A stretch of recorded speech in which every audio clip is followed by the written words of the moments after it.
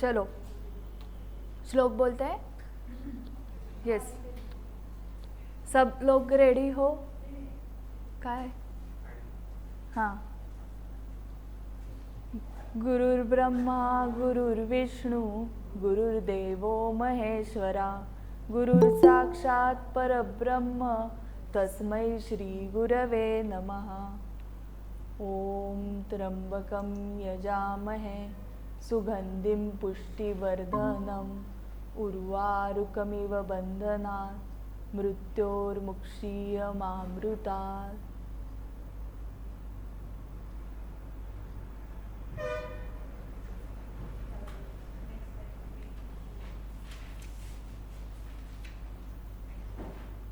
ये सो इलस्ट्रेशन 5 तक हो गया था, 1 2 3 4 5, हाँ, एंड डायरेक्टली 5 के बाद 8 किया था। सो 6 7 बाकी है। एंड होमवर्क में कुछ डाउट्स है? होमवर्क किया है क्या? 9th में डाउट है। इलस्ट्रेशन 9 ओपन करो एंड प्राजक्ता का डाउट सॉल्व करो। Yes Prajakta.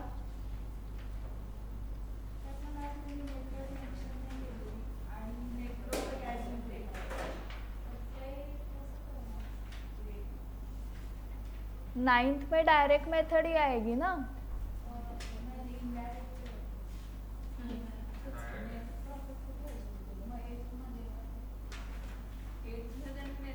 Summary of cash account दिया है प्राजक्ता 9th में। 8 मध्ये काय?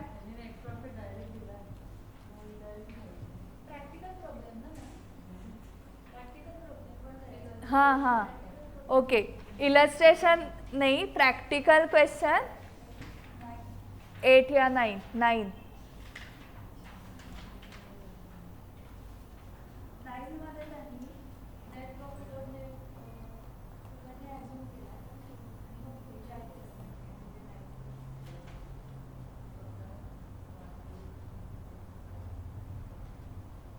एक सेकंड, प्रैक्टिकल क्वेश्चन 9 में कैश फ्लो स्टेटमेंट नहीं करना है। How will you disclose following items while preparing cash flow statements of Gagan Limited as per AS3 for the year ended 31st March 2002? So how will you disclose? So 10% debentures issued, opening में 1,10,000 थे, then 77,000 हो गए, मतलब ये financing में जाएगा, कम हो गए ना। हाँ, मेथड कुछ नहीं, क्योंकि स्टेटमेंट में नहीं करना है, करेक्ट। एंड सिर्फ इसका ट्रीटमेंट क्या आएगा?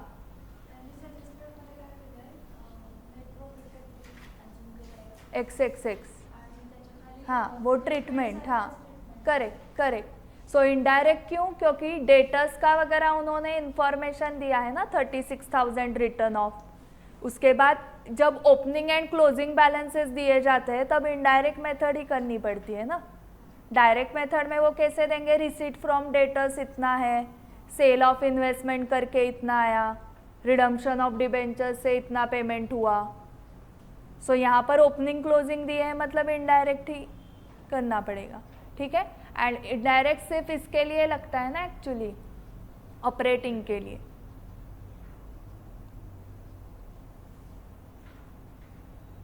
एट एंड 9 में और कुछ डाउट है क्या? ये क्या हुआ है इधर? 33,000 का रिडम्पशन आउटफ्लो अंडर फाइनेंसिंग।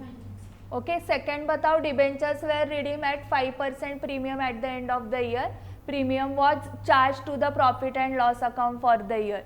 आपको रिडम्पशन ऑफ डिबेंचर्स है ही नहीं ना। Wow, so redemption is made at 5% premium. So issue of shares याद है आपको, एट प्रीमियम, मतलब फेस वैल्यू से ज़्यादा आप लेते थे तो वैसे ही फेस वैल्यू से ज़्यादा अभी पे करना है, 5% premium. So 33,000 is face value, क्योंकि डिबेंचर्स अकाउंट में फेस वैल्यू रहेगी। 33,000 का 5% करो, वो भी पे करना है।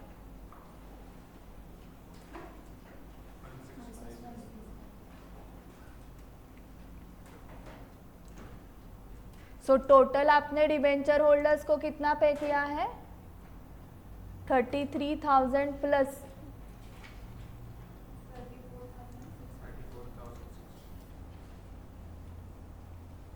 33,000 इंटू 5%, ठीक है। सो एंट्री कैसे होने वाली है देखो, पहले CBSE वालों का हुआ है रिडम्पशन ऑफ डिबेंचर्स 12th मध्ये, ओके। सो 10% डिबेंचर्स अकाउंट डेबिट होगा ना, अभी जब हम इशू करते हैं तब डिबेंचर्स अकाउंट क्रेडिट करते हैं, अभी क्या करना है? Debit, okay. Then premium on redemption, लिखो ये premium on redemption of debentures account debit to debenture holders account, ये एंट्री होती है रिडम्पशन की।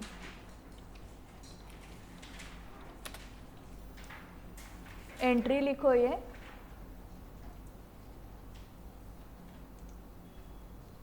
सो 10% debentures 33,000, premium on redemption of debentures account debit to debenture holders.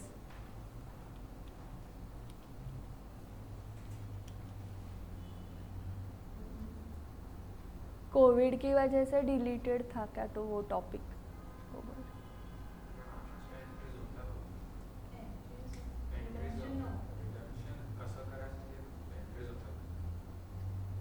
Okay,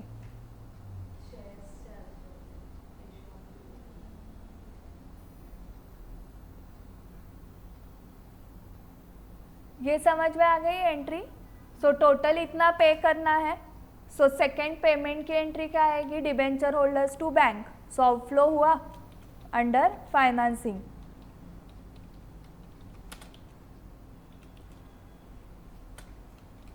debenture holders account debit to bank account, amount is 34,650। अभी मुझे बताओ, जो premium आपने debit किया है, premium on redemption of debentures account, ये अकाउंट कहाँ पर चार्ज करना है? क्वेश्चन पढ़ो, it is charge to P&L।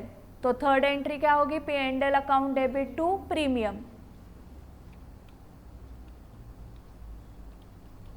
Third entry लिखो, profit and loss account debit to premium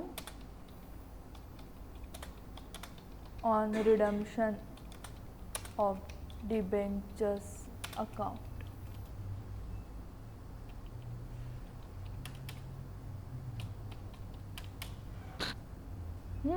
1650।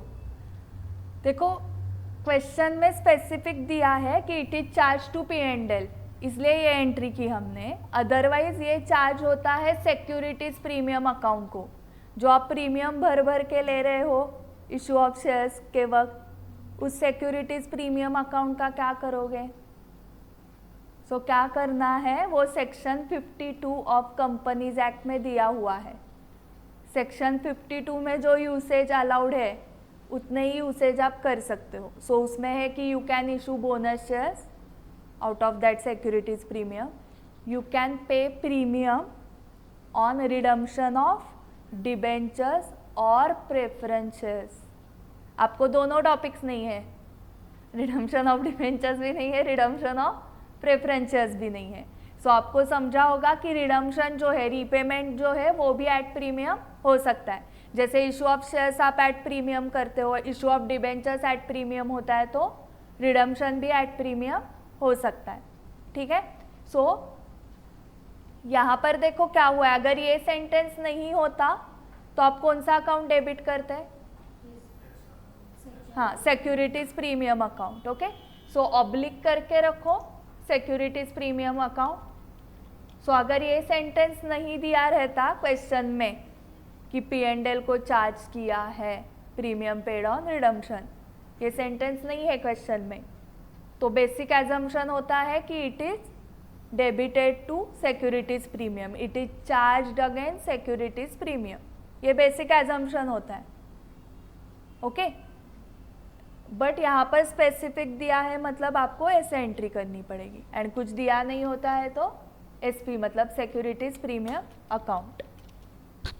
वो ऐसे बेसिक एजम्पशन क्यों करना है, क्योंकि सिक्योरिटीज प्रीमियम अकाउंट का जो यूसेज है वो डिफाइंड है सेक्शन 52 में, एक 3-4 ही यूजेस है उसके अलावा आप वो सिक्योरिटीज प्रीमियम यूज़ नहीं कर सकते। फिर आपने उस 3-4 चीज़ों के लिए यूज़ नहीं किया तो वो बैलेंस वैसे ही पड़ा रहेगा, फिर वो यूजलेस हो जाएगा। बाकी आप जनरल रिजर्व P&L का जो बैलेंस होता है वो आप यूज़ कर सकते हो फॉर डिविडेंड डिस्ट्रीब्यूशन, ये वो because it is a free reserve. ठीक है। सो सबसे पहले अगर आपने रिडम्पशन पे प्रीमियम पे किया है तो किसके अगेंस्ट चार्ज करोगे, सिक्योरिटीज प्रीमियम के अगेंस्ट। बट किसी कंपनी के पास वो अकाउंट ही नहीं है सिक्योरिटीज प्रीमियम अकाउंट, तो P&L। ठीक है। And revaluation reserve, capital reserve, इसके यूसेज भी स्पेसिफिक है। ओके। उसके अगेंस्ट प्रीमियम एडजस्ट नहीं हो सकता है, वो आप कंपनीज एक्ट जैसे सीखोगे वैसे आपको समझ में आ जाएगा। सो अभी मुझे बताओ कि premium on redemption of debentures ये एक्टिविटी कौन सी है, फाइनेंसिंग, बट वो P&L को डेबिट हुई है, एड बैक करना पड़ेगा। करेक्ट। सो आपके वो आंसर में उन्होंने एड बैक किया होगा क्योंकि वो इनडायरेक्ट मेथड्स उन्होंने एज्यूम की है ना। सो उन्होंने नेट प्रॉफिट क्या एज्यूम किया है, XX एंड उसमें ये प्रीमियम ऐड किया होगा। चेक करो कितना प्रीमियम ऐड किया है, 1650। एंड फाइनेंसिंग के अंडर आउटफ्लो कितना दिखाया है, हाँ। सो उसका बाइफर्केशन दिया है या डायरेक्टली, 33,000 एंड 1650 ऐसे अलग अलग दिया है क्या, फाइनेंसिंग के अंडर आउटफ्लो डायरेक्टली है, हाँ। सो इंक्लूडिंग प्रीमियम है ना वो 34,650। Okay. So Roman 1 and Roman 2 मिला के ये एडजस्टमेंट्स हो गए। देखो आपको ओपनिंग बैलेंस था 1,10,000, 10% डिबेंचर्स का, वो हो गया 77,000, मतलब 33,000 हमने रीपेमेंट कर दिया, ये समझा। बट रोमन 2 पढ़ने के बाद समझा वो जो रिडम्पशन किया है वो एट फेस वैल्यू नहीं किया है, वो एट प्रीमियम किया है। सो 33,000 पे 5% 1650 निकाला, सो टोटल 34,650 पे करना है डिबेंचर होल्डर्स को। उसमें से जो प्रीमियम है वो P&L को चार्ज हुआ है तो वो ऑपरेटिंग नहीं है, इसलिए वो एड बैक कर दिया। Okay. Roman 3 is unpaid interest on debentures, 275 था, अभी और बढ़ गया 1175 हो गया। ओके। सो आपको फिर से कुछ एजम्पशन करना पड़ेगा क्या, नहीं करना पड़ेगा। यहाँ पर स्पेसिफिक दिया है debentures were redeem at the end of the year ना, एंड ऑफ द ईयर मतलब पूरे साल आपके पास वो डिबेंचर्स थे। सो डिबेंचर्स 1,10,000 पे 10% कितना आता है, 11,000 एंड आपके पास ओपनिंग कितना है 275। सो 11,275 इतना पेएबल था टोटल, उसमें से बैलेंस कितना बचा है 1175, मतलब आपने कितना पे किया 10,100 इंटरेस्ट पेड। कौन सी एक्टिविटी, फाइनेंसिंग। चेक करो फाइनेंसिंग में आउटफ्लो है क्या 10,100 का, हाँ। एंड इंटरेस्ट एडबैक भी करना पड़ेगा क्योंकि वो P&L में डेबिट हुआ रहेगा, पर बट वो इंटरेस्ट एक्सपेंस करंट ईयर का एक्सपेंस सिर्फ 11,000 है ना। सो एडबैक करते वक्त 11,000 क्योंकि डेबिट भी 11,000 हुआ है, डेबिट 11,000, सो एडबैक 11,000। पेमेंट कितना किया आपने 10,100 का, तो फाइनेंसिंग से वो आउटफ्लो होगा। किसी को डाउट इसमें, इंटरेस्ट एक्सपेंस इंटरेस्ट पेड का डिफरेंस समझा। इंटरेस्ट एक्सपेंस क्या होता है, expense for the year, and interest paid is actual payment made during the year. तो वो दोनों अलग हो सकते हैं, क्यों, क्योंकि हम पिछले साल का भी पे कर रहे हैं उसमें, एंड करंट ईयर का बैलेंस रख रहे हैं, वो नेक्स्ट ईयर पे करेंगे। ठीक है। जैसे लास्ट ईयर का आउटस्टैंडिंग था वैसे ही करंट ईयर का आउटस्टैंडिंग 1175 है। रोमन 4 बताओ. Debtors of 36,000 were written off against the provision for doubtful debts during the year.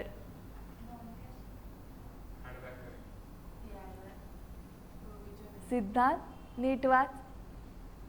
ICSE and CBSE वाले अगर गलत गए ना, श्रुति को आ रहा है शायद. सिद्धार्थ फिर से पढ़ो.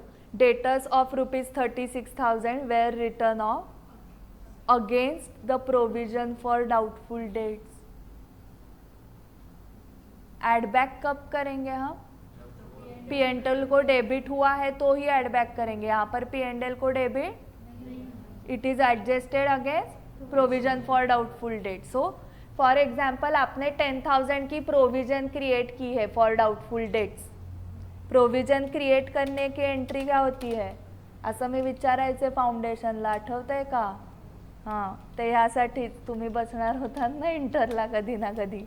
सो प्रोविजन क्रिएट करने की एंट्री होती है P&L account debit to provision for. So आपको एडजस्टमेंट में होता था ये provide 2% provision on doubtful debts. So वो 2% हमारा आ गया है 10,000. सो एडजस्टमेंट में है मतलब दो इफेक्ट्स आते हैं. ट्रायल बैलेंस में है तो एक इफेक्ट. सो इसके दो इफेक्ट्स क्या होते हैं? P&L को डेबिट एंड दूसरा डिडक्ट फ्रॉम डेटर्स. ठीक है. सो ये प्रोविजन क्रिएट करके आप क्या कर रहे हो? हाँ, अगर कुछ बैड डेट्स हुए तो इसके अगेंस्ट राइट ऑफ करना है. सो जैसे फॉर एग्जांपल 5,000 के बैड डेट्स हुए, तो बैड डेट्स जब होते हैं तो फिर से हम P&L नहीं डेबिट करेंगे. क्या डेबिट करोगे? Provision for doubtful debts account debit to bad dates.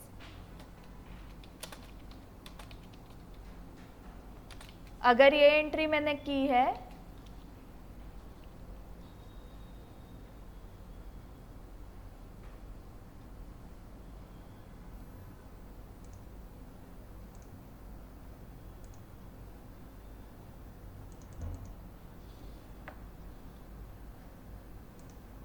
तो P&L डेबिट हो रहा है क्या इसमें? जब मैं बैड डेट्स राइट ऑफ कर रही हूँ तो P&L पे कुछ भी इम्पैक्ट नहीं हो रहा है. P&L पे इम्पैक्ट कब हुआ था? जब मैंने प्रोविजन क्रिएट की थी तब P&L डेबिट हुआ था 10,000 से, तो वो ऐड बैक करोगे आप because it's a non cash item. अभी सेंटेंस क्या है? Bad debts written off against debtors of 36,000 were written off against provision for doubtful debts. मतलब ये एंट्री की है उन्होंने. सो आपके P&L पे कुछ इम्पैक्ट हुआ है क्या? कैश का इनफ्लो आउटफ्लो कुछ हुआ है तो इसका कुछ करना है क्या? करना है ना, नोट लिखनी है. ओके, इसकी नोट लिखनी पड़ेगी. It is a non cash item and it is not charge to profit and loss account. So there is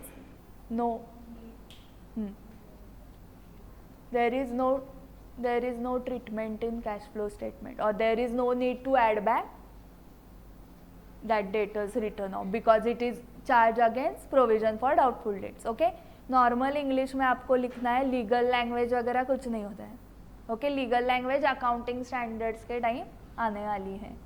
एक भी सब्जेक्ट ऐसा नहीं है कि जिसमें टेक्निकल लैंग्वेज यूज़ नहीं करनी है. सभी सब्जेक्ट्स में टेक्निकल लीगल लैंग्वेज आनी ही चाहिए, तो ही फी मिलेंगे ना. आप भी बाकी लोगों जैसे कॉमन मैन जैसे बातें करने लगे कॉमन लँग्वेज में, तो आप क्या प्रोफेशनल लगोगे?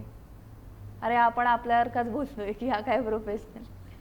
ओके, थोड़ा सा टेक्निकल लीगल प्रोफेशनल बोलना है ना, तो हम फी ज़्यादा चार्ज कर सकते हैं ना, क्योंकि उसको लगेगा अरे कुछ तो टेक्निकल बोल रहा है ये जो मुझे नहीं समझ में आ रहा है.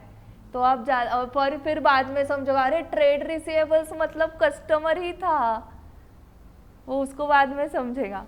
सो आप ऐसे टेक्निकल वर्ड्स क्लाइंट के सामने यूज़ करो तो उसको लगेगा ये कुछ डेंजर है, मुझे पता ही नहीं है ये क्या है.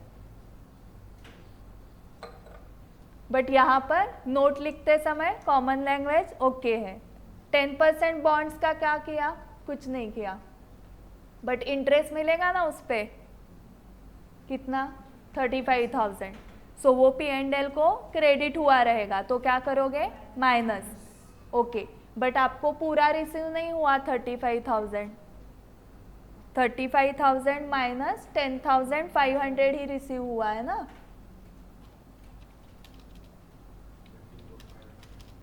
24,500 इज इंटरेस्ट रिसीव्ड, एक्टिविटी कौन सी है? इन्वेस्टिंग का इनफ्लो। ओके, एंड ऑपरेटिंग में लेस करते वक्त कितना लेस किया? 35,000, जो इंटरेस्ट इनकम था वो।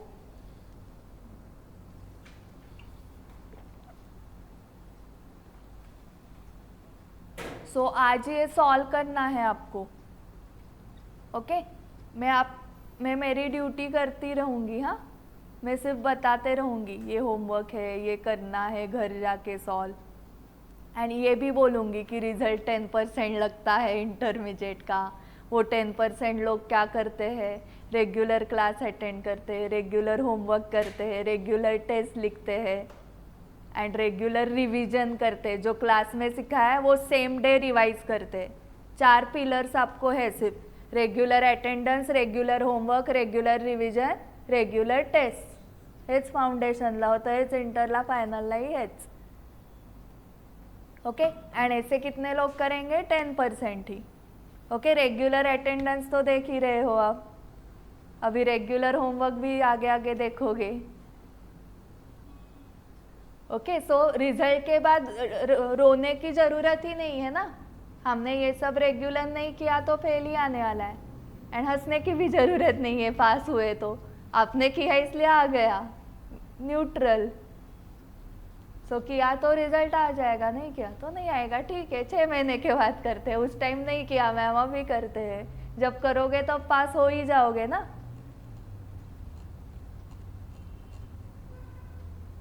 और कुछ था होमवर्क में जिसमें डाउट है?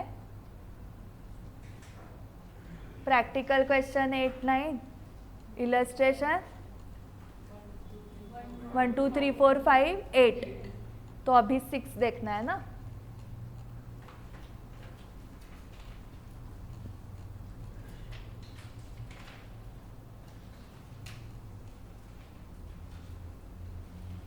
सिक्स का सेंटेंस देखो कहाँ पर है। क्वेश्चन की लाइन एंड में है, prepare cash flow statement as per AS3 revise using indirect method. So Ran limited provides you the following information at the year end March 31st। So आपको दिया है statement of profit and loss. So company का statement of profit and loss भी vertical होता है, T form में नहीं होता, trading P&L। And balance sheet भी टी फॉर्म में नहीं होती है, वर्टिकल होती है।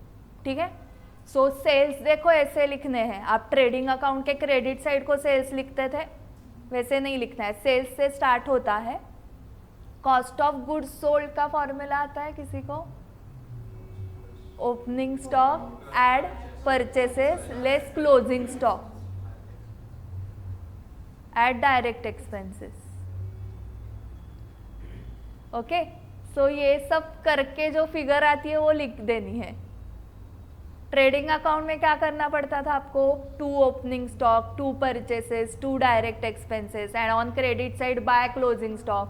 सो सबका रिजल्ट क्या है?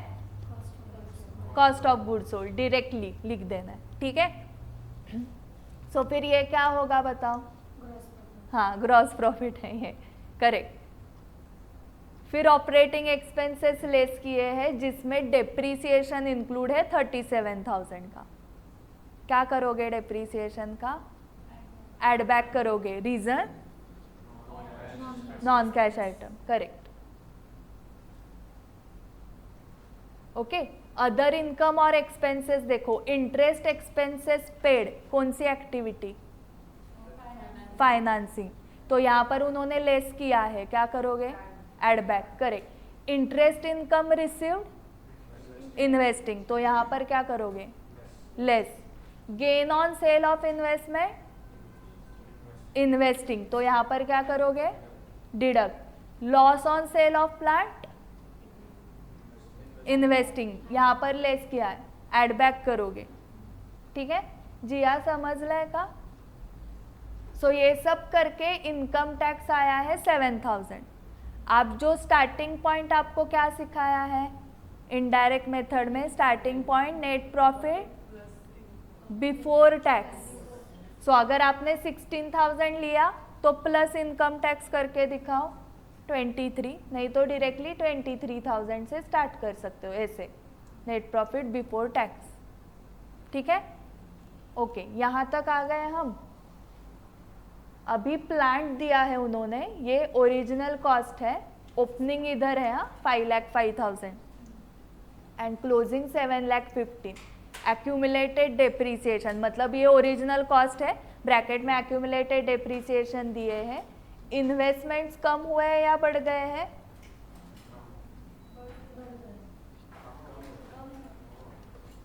कम हुए हैं। इन्वेंट्री बढ़ गई है। Increase in current assets. Trade receivables कम हुए हैं। Cash, prepaid expenses, share capital, reserve surplus, bonds, trade payables, outstanding liabilities, income tax payable. ठीक है, now analysis of selected accounts and transaction during 2001। Purchase investments for 78,000। So आपको कहाँ पर investments दिख रहे हैं क्या? यस दिख रहे हैं, लॉन्ग टर्म इन्वेस्टमेंट्स दिख रहे हैं। हाँ, उसके सामने जाके लिखो 1, एडजस्टमेंट नंबर 1 है ना उसको। आपने क्या बताया? इन्वेस्टमेंट्स कम हुए हैं 1,27,000 से 1,15,000, बट यहाँ तो परचेस है 78,000 का। सेकेंड देखो, sold investments for 1,02,000, these investments cost 90,000। So again this adjustment is related to that investment वाला आइटम ना, तो अगेन उसके सामने ही सेकेंड लिखोगे। ओके, मुझे बताओ इन्वेस्टमेंट की कॉस्ट कितनी थी? 90,000। सेल कितने को की? 1,02,000। प्रॉफिट कितना हुआ? 12,000। दिया है क्या ऊपर? Gain on sale of investment 12,000। ठीक है, यही गेन है वो। So first and second number दोनों इन्वेस्टमेंट्स के सामने आ गए। थर्ड नंबर आप बताओगे किसके सामने लिखना है? Purchase plant assets for ₹1,20,000। हाँ, प्लांट के सामने थर्ड लिख दो। Sold plant assets that cost 10,000 with accumulated depreciation of 2,000 for 5,000. Again plant के सामने ही फोर्थ नंबर। ओके, सो आपने 11th स्टैंडर्ड में ऐसे एडजस्टमेंट्स आने के बाद स्टार मार्क किए रहेंगे ना ट्रायल बैलेंस में, वो स्टार मार्क करने की जगह हम नंबर डाल रहे हैं। हम फाउंडेशन में भी नंबर्स डालते थे instead of star marks. Fifth का बताओ किधर लिखोगे? Fifth number, issued ₹1 lakh of bonds at face value in exchange for plant assets on 31st March.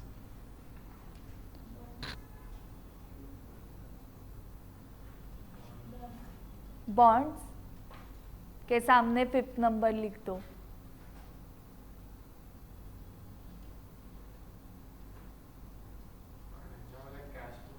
हाँ,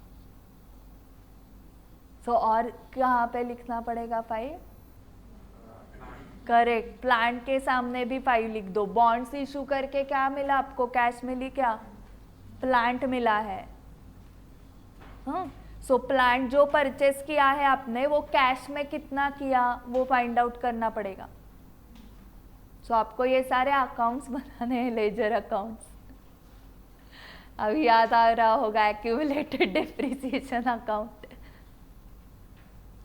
Next 6, repaid ₹50,000 of bonds at face value at maturity. Bonds के सामने 6, issue 15,000 shares of ₹10 each. Share capital के सामने 7 and paid cash dividend 8,000. कुठेही लिहू नका, direct ह्याच्यात ना, बट लिहा शेअर कॅपिटल के आगे लिख दो 8. ओके, सो देखो अभी इन्वेस्टमेंट्स अकाउंट प्रिपेयर करना है आपको, लेजर अकाउंट। उसके बाद प्लांट का एक अकाउंट आएगा, then accumulated depreciation and bonds. ये 4 लेजर अकाउंट्स प्रिपेयर करो 4 to 5 लाइन्स के। आज की डेट लिखो, क्या है डेट?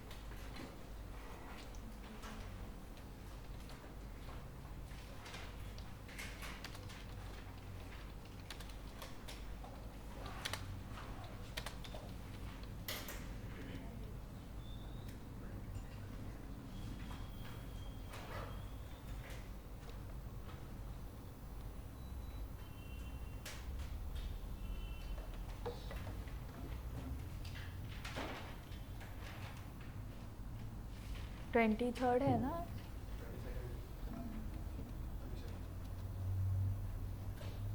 हम्म, 22nd। ओके, सो देखो नोटबुक में कैसे लिखना है, डेट लिखनी है, ये इलस्ट्रेशन है ना, नंबर क्या है इसका? 6। ऑब्लिक करो, नोटबुक्स को पेज नंबर डालो, नोटबुक को पेज, वाह मागना,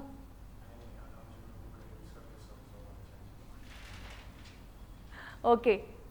सो बाकी के लोग नोटबुक को पेज नंबरिंग करो, जो भी पेज आ रहा है आपका, क्या है Namrata page number? So page number लिख दो नोटबुक का, ठीक है। एंड आपका जो वो प्रिंट है ना मॉड्यूल का, वहां पर लिखो book number 1 page number 7, cross referencing दिया आपने। सो आपको घर जाके नोटबुक में देखना है की सॉल्व किया है क्या, तो बुक नंबर 1 म्हणजे खूप बुक्स होणार आहेत आपल्या, बहुत बुक्स होने वाले हैं, ऐसा मीनिंग है उसका, बुक 1 मतलब बुक 1 का पेज नंबर जो भी आ रहा है वो आपने मॉड्यूल में लिखा होगा, ओके। एंड नोटबुक में लिखा होगा मॉड्यूल का पेज नंबर, सॉरी यहाँ पर मॉड्यूल का पेज नंबर लिखना है। पेज नंबर 7 आप कहाँ पर लिखोगे? मॉड्यूल में। एंड नोटबुक में इसका पेज नंबर डालना पड़ेगा ना, इलस्ट्रेशन 6। आप डायरेक्टली 11.91 पे जाना है ना आपको, सो यहाँ पर पेज नंबर मॉड्यूल का लिखना पड़ेगा 11.91। सो आपको ढूंढना नहीं पड़ेगा, अगर आप नोटबुक से गए तो आप डायरेक्टली 11.91 पेज पे जाओगे ना, इलस्ट्रेशन 6 ढूंढने में ही टाइम जाएगा। जब मिल गया तब बोर होने लगा, क्वेश्चन जब मिल गया तब स्टडी करने के लिए बोर होने लगा, ओके। पेज नंबर ही नहीं लिखा है ना क्योंकि, सो इसलिए पेज नंबर लिखो मॉड्यूल में नोटबुक का, नोटबुक में मॉड्यूल का, तो डायरेक्टली उस क्वेश्चन पे आप पहुंच जाते हो। ऐसे सारे सब्जेक्ट्स के लिए करो, नहीं तो क्वेश्चंस ढूंढने में ही आधा घंटा जाएगा, ओके। क्लियर हुआ कैसे लिखना है? उसके लिए नोटबुक को पेज नंबरिंग करना पड़ेगा, यही आपका होता है journal folio and ledger folio. JF and LF ऐसे ही चलता था ना, जर्नल में एलएफ का रेफरेंस एंड लेजर में जर्नल का रेफरेंस जेएफ, ओके। सो अभी हमें लेजर अकाउंट्स मतलब पहले हम वर्किंग नोट कर रहे हैं, किसके बुक्स में कर रहे हो? रैन लिमिटेड के अकाउंटेंट हो आप, so in the books of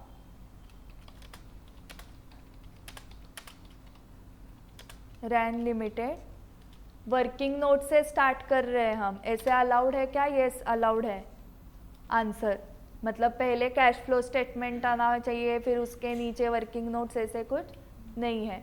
so ledger accounts बनाते जाओ, 4-4 लाइंस के, 4-5 लाइंस के 4 लेजर अकाउंट करने हैं। कैसे करने होते हैं? पूरे पेज पे लाइंस ड्रॉ करने हैं 2 पेजेस पे, और बीच बीच में रब करना है 4 लाइंस के बाद, एंड लेजर का नाम लिखना है, हाँ।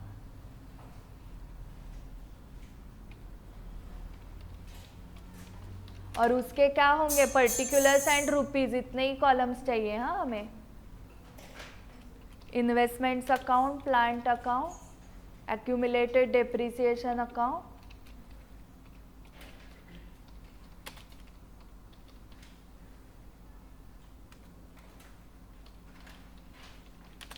And bonds account.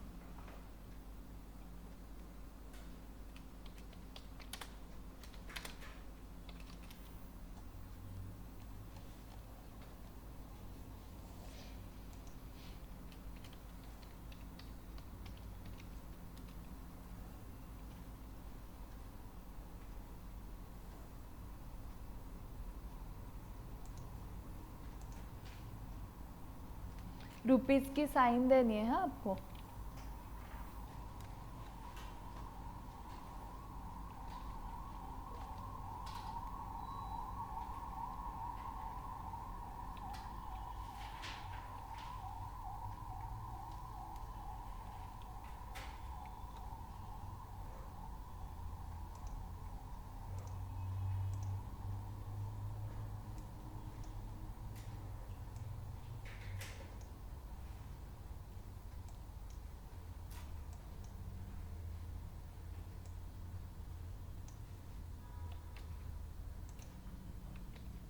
Debit credit लिखा तो भी चलता है, नहीं लिखा तो भी चलता है।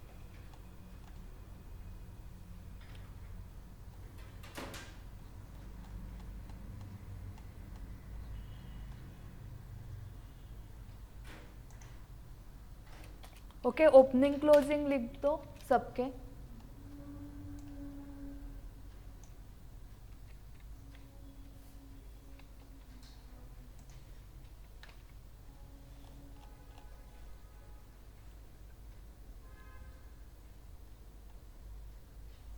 प्लांट का टू बैलेंस ब्रॉट डाउन कितना है?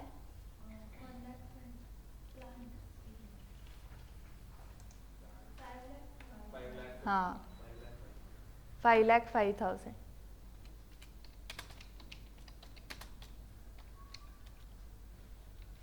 To balance brought down 5,05,000. By balance carried down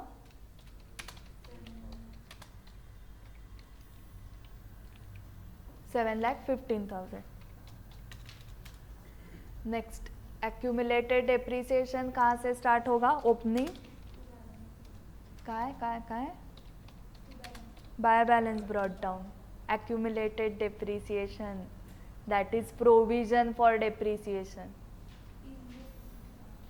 Okay. So accumulated depreciation का opening by balance brought down 68,000, to balance carried down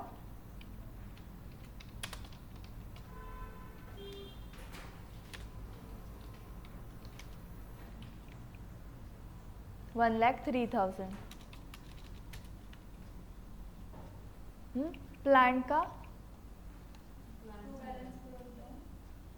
1,27,000. Sorry, investment to balance brought down 1,27,000. By balance carried down 1,15,000. और bonds का ना, bonds का opening कितना है?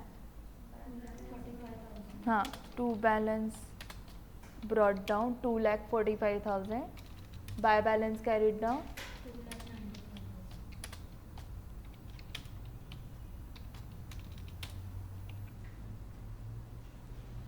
'Okay. So अभी एक एक एडजस्टमेंट्स. परचेस इन्वेस्टमेंट्स फॉर 78,000, उसकी entry purchase investments account debit to bank. हाँ, सो इन्वेस्टमेंट्स अकाउंट के डेबिट साइड को लिख दो to bank account. Investment account के डेबिट साइड को to bank account amount 78,000. Second, sold investments for 1,02,000. These investments cost 90,000. So मुझे journal entry पहले बताओ. Bank account debit, correct. Bank account debit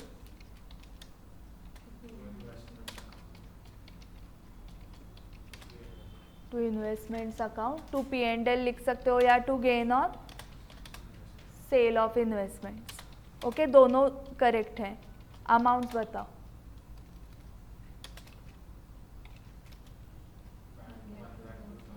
हाँ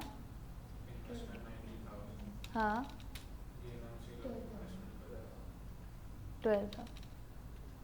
ओके. सो आपको इन्वेस्टमेंट सेल करके कितने पैसे आए? 1,02,000.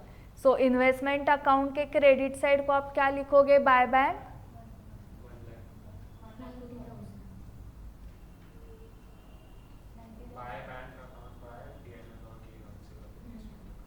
Bye bank by P&L by gain on sale. हाँ, सो बाय बैंक. हाँ, बट पैसे तो 1,02,000 आए. Very good. सो देखो, ये कंबाइंड एंट्री है. इसके दो एंट्रीज में मैं स्प्लिट करती हूँ. पहले जो भी पैसे आए ना, वो कौन से अकाउंट को क्रेडिट करोगे? इन्वेस्टमेंट्स को. So bank account debit to investments account 1 lakh,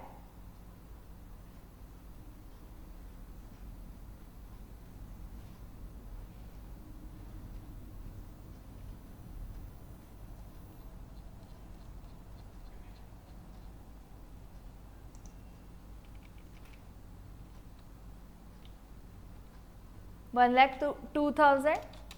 अरे नम लॉग बंद हो गया, कंट्रोल होम।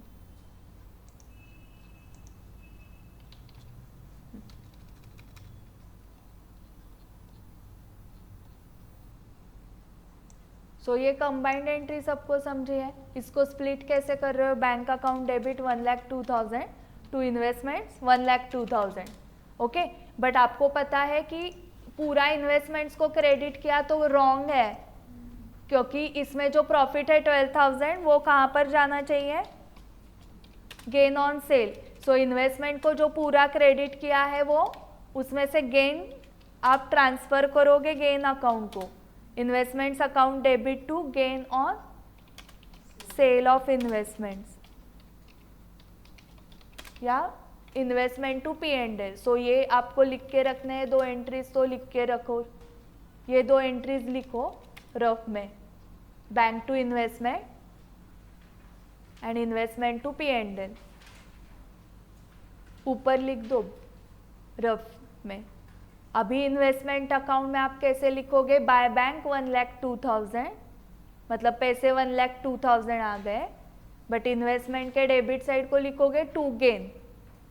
ठीक है। सो यहाँ पर gain on sale of investment account हम नहीं प्रिपेयर कर रहे हैं ना, सिर्फ इन्वेस्टमेंट अकाउंट ही प्रिपेयर कर रहे हैं।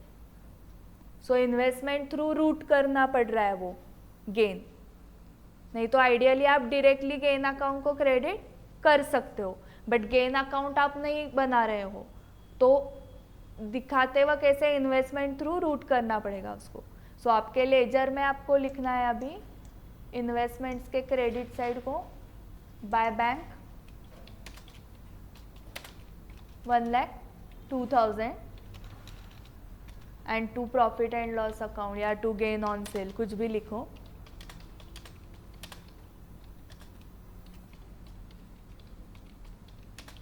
$12,000। नेक्स्ट इन्वेस्टमेंट्स के 2 हो गए। Third purchase plant assets for 1,20,000, plant account debit side to bank account amount 1,20,000। Next sold plant asset that cost 10,000 with accumulated depreciation of 2,000 for 5,000। So देखो ऐसा एक एसेट है आपके पास जिसकी कॉस्ट 10,000 है, उसके ऊपर अभी तक एक्यूमुलेटेड डेप्रिसिएशन 2,000 का हुआ है, मतलब उसका बुक वैल्यू है 8,000। 8,000 बुक वैल्यू वाला एसेट आपने सेल किया 5,000 को, सो आपको लॉस हुआ 3,000 का। सो फिर से जर्नल एंट्रीज रफ में लिखो, bank account debit, loss account debit to asset ना,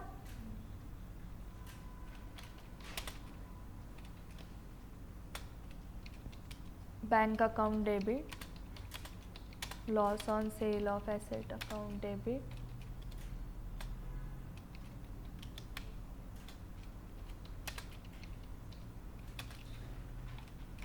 बैंक में कितना है 5,000,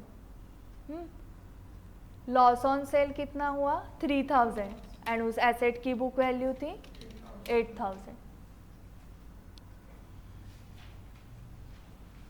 सो प्लांट अकाउंट में बाय बैंक, हाँ, बट अमाउंट, हाँ, एंड, हाँ, करेक्ट।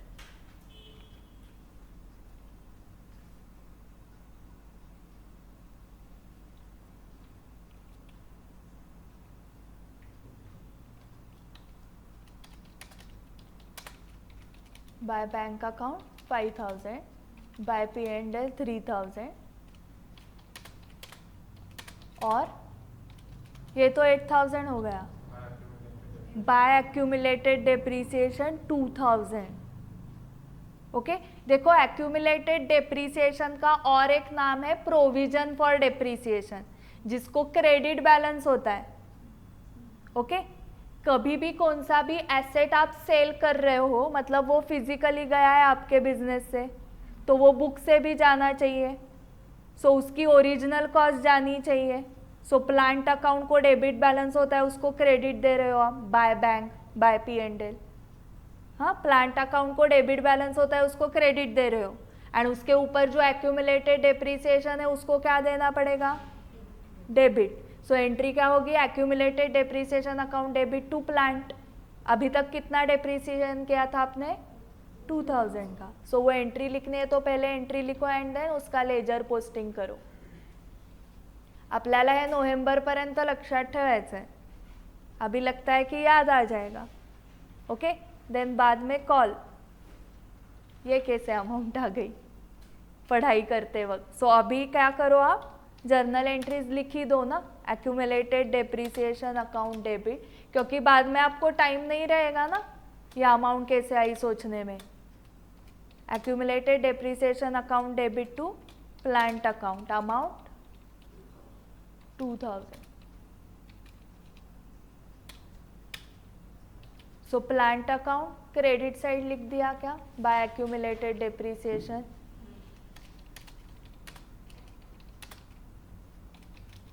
एंड सेकेंड इफेक्ट कहाँ पर जाएगा, accumulated depreciation debit side to plant account. So जो भी आपने अभी तक एक्यूमुलेट करके रखा था 2000 का बैलेंस इस एसेट के लिए, वो आपने रिमूव कर दिया क्योंकि अभी वो एसेट आपके पास है नहीं। नेक्स्ट,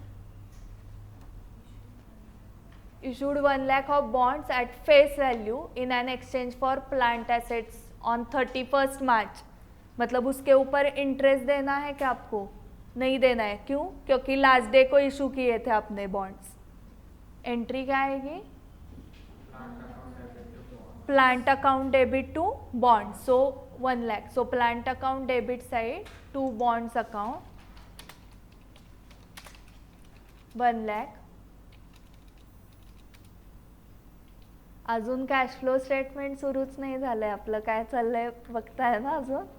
हां, टू बॉन्ड्स एंड बॉन्ड्स के क्रेडिट साइड को बाय प्लांट अकाउंट 1 lakh।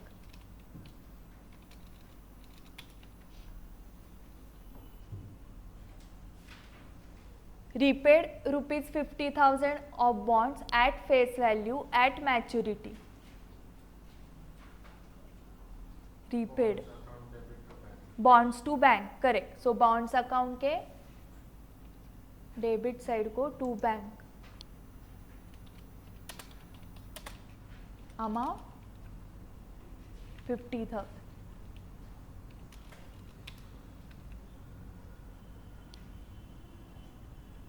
ठीक है, बाकी इशू ऑफ शेयर्स वो तो इसमें लिखोगे डायरेक्टली फाइनेंसिंग एक्टिविटी में, कैश फ्लो स्टेटमेंट में।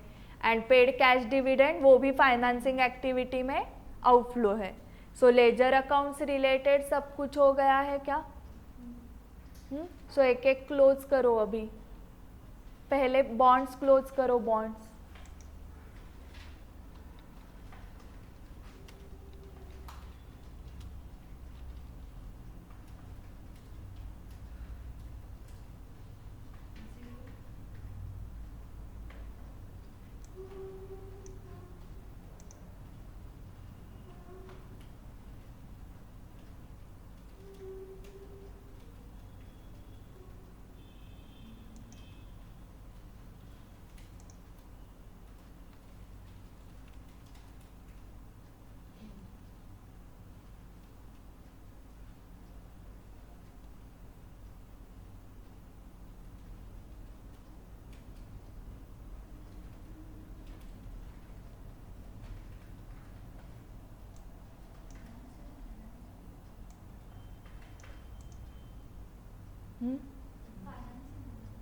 हो हो,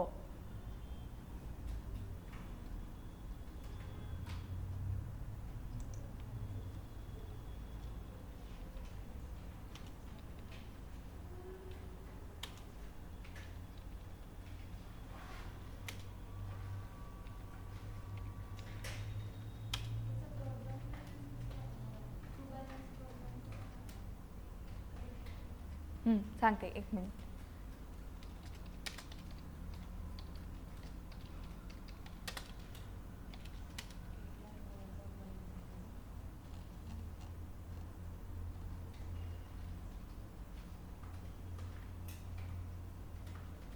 एक्यूमुलेटेड डेप्रीसिएशन का जो बैलेंस है दैट इज डेप्रीसिएशन 37,000 ना ड्यूरिंग द ईयर का.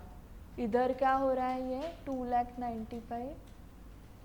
बॉन्ड्स का तो 3,95,000 आ रहा है ना टोटल. एंड फिर 1 लाख क्या हुआ,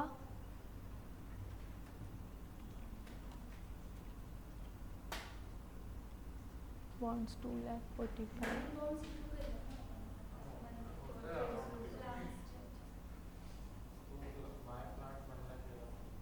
हाँ रीपेमेंट भी है ना. हाँ 50,000 का एंड नए इशू किए हैं.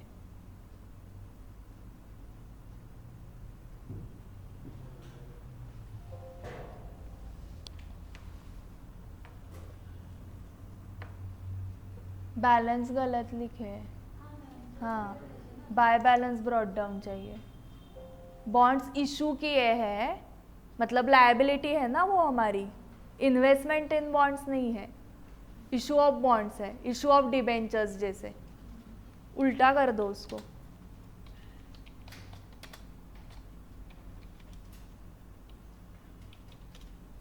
So opening 2,45,000 by balance brought down. फिर और बॉन्ड्स इशू किए 1 लाख के, बट उसके अगेंस्ट पैसे नहीं आए. क्या आया, प्लांट. फिर बॉन्ड्स का रीपेमेंट किया 50,000 का and to balance carried down है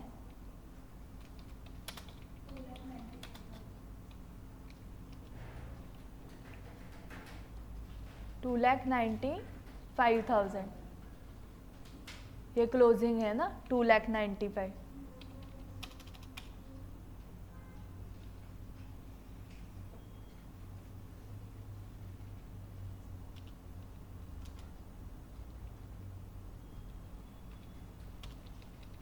सो देयर इज टैली हो रहा है ना. सो ये टैली हो गया बॉन्ड्स का. एक्यूमुलेटेड डेप्रीसिएशन में 37,000 का बैलेंस आया है. ओके प्लांट का क्या हुआ, प्लांट भी टोटल टैली हो रहा है डेबिट क्रेडिट साइड 7,25,000.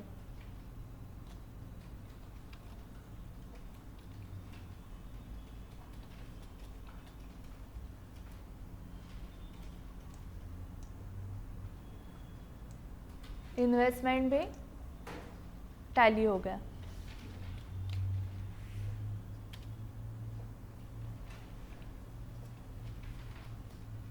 ओके यहाँ तक समझा का. सबके लेजर अकाउंट्स हो गए क्या. काय आहे तयार डायरी आहे ती का मॅम ते डेट्स वगैरे तसं इझिली लिहिता येईल. तू डायरीत करतोयस म्हणून. ओके सो लेजर अकाउंट्स में किसी को कुछ डाउट है नहीं.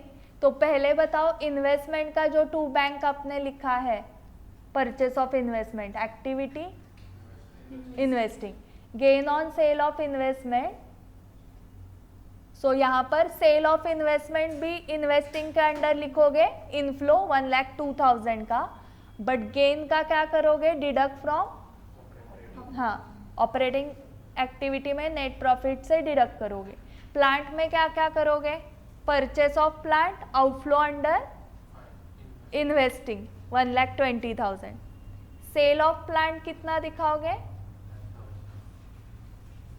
कितने पैसे आए 5,000. Inflow under investing.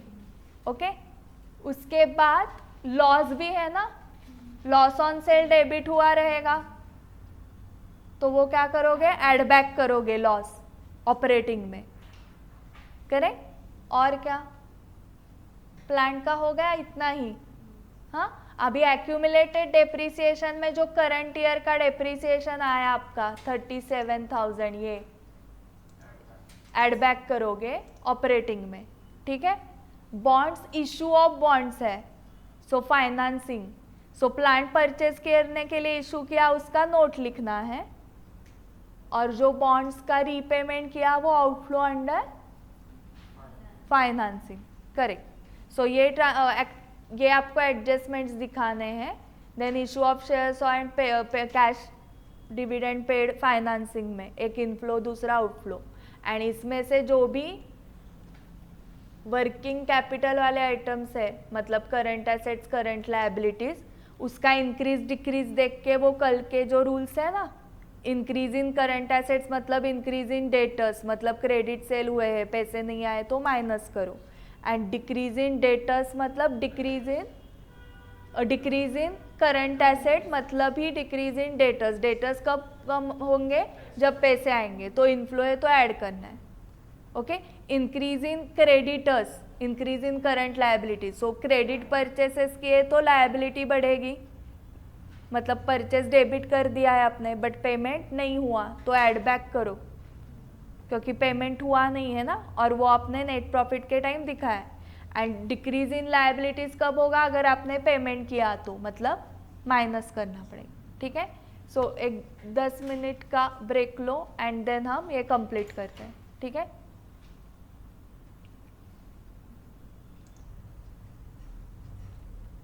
Yes, so working notes हो गए हैं। सो अभी कैश फ्लो स्टेटमेंट प्रिपेयर करना है। सो हेडिंग बताओ क्या देना है, cash flow statement for the year ended. So लिखो कैश फ्लो स्टेटमेंट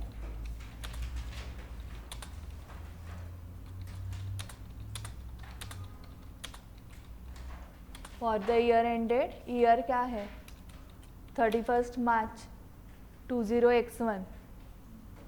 कॉलम्स क्या क्या है बताओ, पर्टिकुलर रुपीज रुपीज,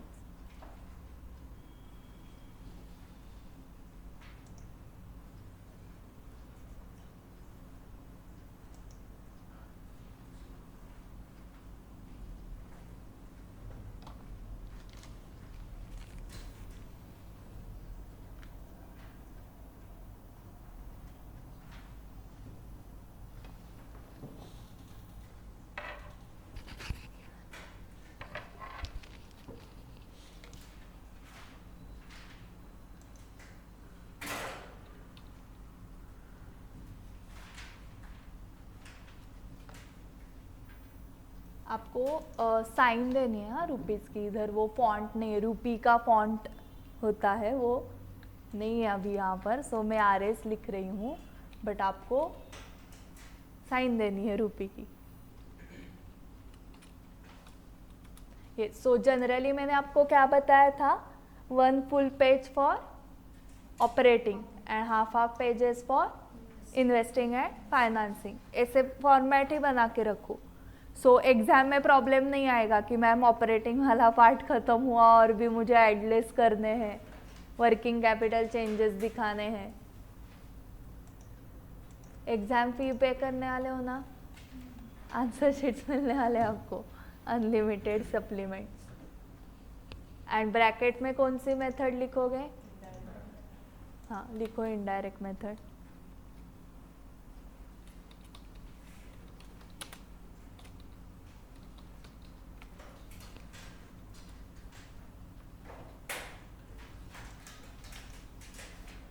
क्योंकि ये साइमल्टेनियसली करना पड़ता है ना तीनों एक्टिविटीज का, इसलिए क्या होगा,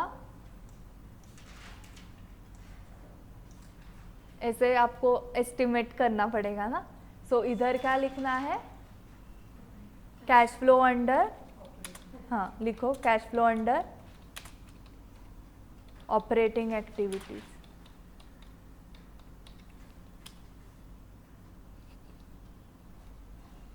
फिर नेक्स्ट पेज पे क्या लिख रहे हो, मैं भी एस्टिमेट लगाती हूँ बट मैं रोज ऐड कर सकती हूँ कम पड़ गए तो। सो आपको वो ऑप्शन नहीं है ना रो ऐड करने का, इसलिए आप पूरा पेज छोड़ दो।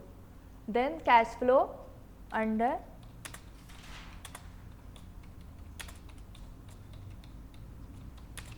Investing activities. Next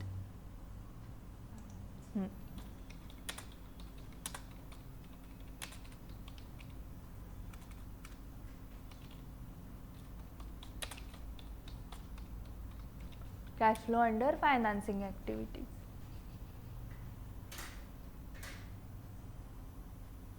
indirect method में कहाँ से स्टार्ट करते हैं? Net profit. वो आपको कौन सा लेना है, 16,000 वाला या 23? 23. 16,000 वाला लिया तो add back tax. Okay, so directly start करो. Net profit before tax 23,000.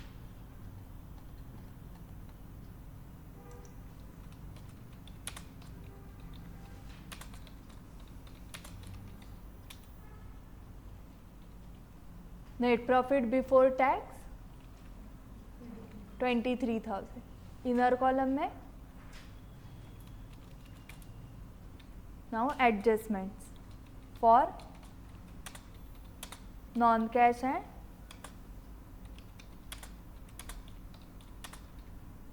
Non operating items ना.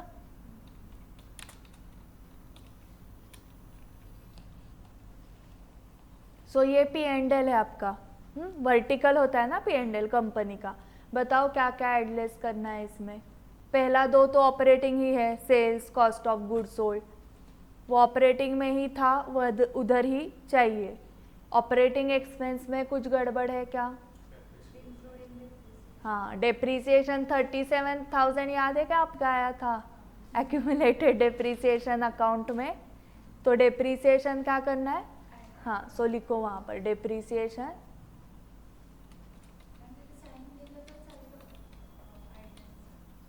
नहीं, साइन नहीं देना है. ब्रैकेट मतलब निगेटिव, लेस, एंड नॉर्मल मतलब ऐड. कुछ लिखना नहीं है ऐसे BRS जैसा.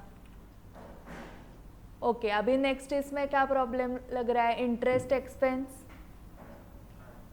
ऐड. करेक्ट, करो ऐड.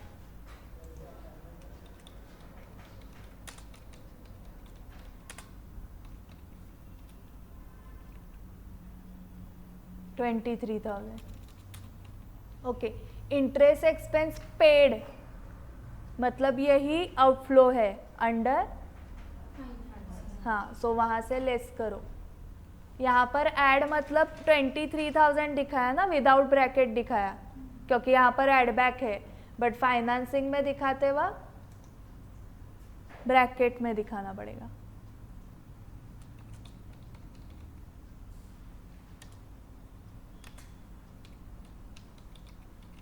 देखो, डेप्रीसिएशन जो था उसका सेकेंड इफेक्ट कुछ नहीं था, सिर्फ ऐड बैक करो क्योंकि वो नॉन कैश आइटम है. But interest expense paid ad back करो 23,000. बट वो फाइनेंसिंग एक्टिविटी का है ना, तो यहाँ से आउटफ्लो भी दिखाना पड़ेगा.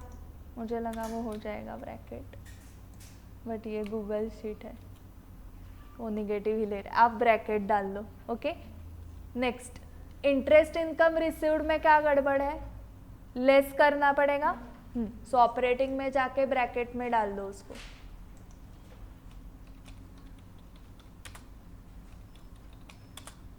इंटरेस्ट इनकम रिसीव्ड यहाँ से लेस करना पड़ेगा ना P&L से 6,000. एंड इनफ्लो किधर दिखा रहे हो? इन्वेस्टिंग में इनफ्लो दिखाओ. Interest income received. इनफ्लो मतलब पॉजिटिव 6,000 लिखना है.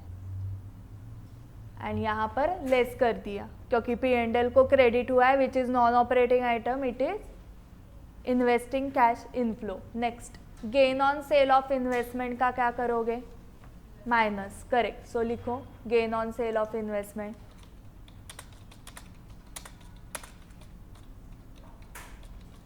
$12,000. एंड कहाँ पर दिखाना है? सेल ऑफ इन्वेस्टमेंट, इन्वेस्टिंग के under. Correct, but sale of investment की अमाउंट, हाँ यहाँ पर 1,02,000 दिखाना है ना. इनफ्लो 1,02,000 का हुआ है आपको. सो इनफ्लो यहाँ पर दिखाया एंड जो P&L को आपने क्रेडिट किया था गेन ऑन सेल वो माइनस कर दिया. ठीक है, next loss on sale of plant less हुआ है तो ऐड बैक करोगे. करेक्ट, सो ऐड बैक में लिख दो loss on sale of asset ना, कितना किया एड बैक 3000. सो लॉस हुआ है ऑन सेल, मतलब सेल ऑफ प्लांट. यहाँ पर loss on sale of plant चाहिए. हाँ, loss on sale of plant करो. एंड यहाँ पर सेल ऑफ प्लांट कितनी थी अमाउंट 5000. इनफ्लो 3000 एड बैक किया. हाँ, यहाँ तक हो गया. इनकम टैक्स 7000 सबसे नीचे लिखा जाता है. ओके, तो आपने पूरा पेज छोड़ ही दिया है ना ऑपरेटिंग के लिए, तो उस पेज के लास्ट 2-3 लाइंस पे वो इनकम टैक्स पेड लिख दो. लास्ट 2-3 लाइंस छोड़ के इनकम टैक्स पेड, क्योंकि वो एंड में आता है, पता है ना आपको. एंड मे बी एक्स्ट्राऑर्डिनरी वगैरह आइटम्स होंगे, उसके लिए वो 3-4 लाइंस नीचे के छोड़ के इनकम टॅक्स पेड लिखना है 7000. ते खालीच राहू दे म्हणजे परत पण नाही. ओके, मैं यहाँ पर ऐसे लिखती हूँ इनकम टैक्स पेड ब्रैकेट में 7000. ठीक है, ये हो गया P&L. अभी इसका तो काम आपने करके रखा ही है. जाओ प्लांट अकाउंट में. परचेस ऑफ प्लांट कितना था, सेल ऑफ प्लांट ऑलरेडी लिख दिया ना आपने. सेल ऑफ प्लांट कितना लिखा था 5000. सिर्फ परचेस ऑफ प्लांट बाकी है 1,20,000 का. कौन सी एक्टिविटी, इन्वेस्टिंग में लिख दो परचेस ऑफ प्लांट. आउटफ्लो है ना, सो माइनस 1,20,000. ठीक है. एक्यूमुलेटेड डेप्रीसिएशन अकाउंट से आपको बैलेंसिंग फिगर मिली थी डेप्रीसिएशन फॉर करंट ईयर. आपने P&L को डेबिट हुआ है इसलिए एड बैक कर दिया है. और नीचे इन्वेस्टमेंट्स, इन्वेस्टमेंट्स में क्या है देखो, इन्वेस्टमेंट अकाउंट में जाओ. सेल ऑफ इन्वेस्टमेंट्स ऑलरेडी लिखा है क्या आपने, लिखा है 1,02,000. और क्या बाकी है, परचेस ऑफ इन्वेस्टमेंट 78,000. आउटफ्लो दिखेगा ना, मतलब ब्रैकेट में दिखाना पड़ेगा.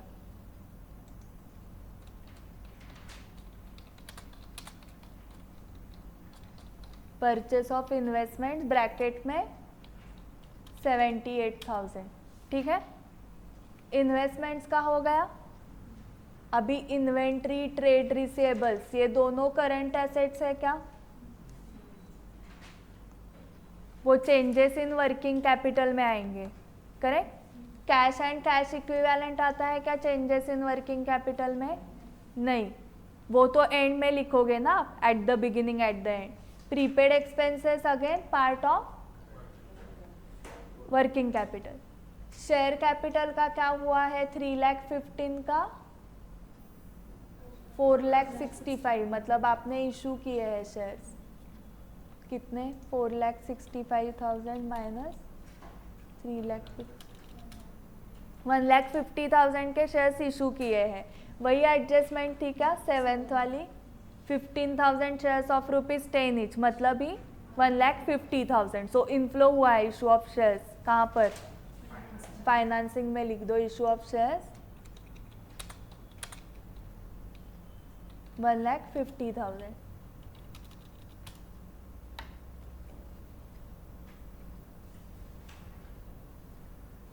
रिजर्व सरप्लस में 8,000 का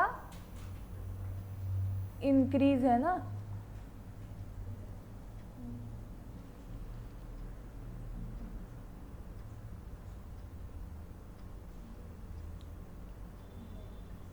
आपका नेट प्रॉफिट कितना आया था 16,000 आया था.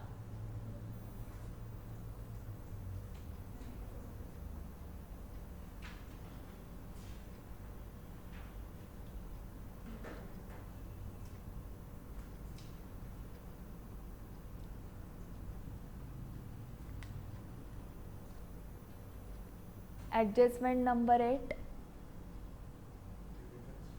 हाँ 16,000 नेट प्रॉफिट आफ्टर टैक्स है, उसमें से 8,000 का डिविडेंड पे किया, तो बाकी 8,000 रिजर्व सरप्लस में ऐड हुआ है। इसलिए रिजर्व सरप्लस का जो ओपनिंग 1,32,000 था, उसमें P&L का जो करंट ईयर का प्रॉफिट आफ्टर डिविडेंड 8,000 ऐड करके बैलेंस हुआ है 1,40,000। ओके, सो यहाँ पर ऐसे लिख दो 16,000 माइनस 8,000 डिविडेंड, तो जो 8,000 बचा वो रिजर्व सरप्लस में ऐड हो गया। 16,000 minus 8,000 dividend, and dividend paid कौन सी एक्टिविटी हुई? हाँ, फाइनेंसिंग का आउटफ्लो दिखाओ, डिविडेंड पेड।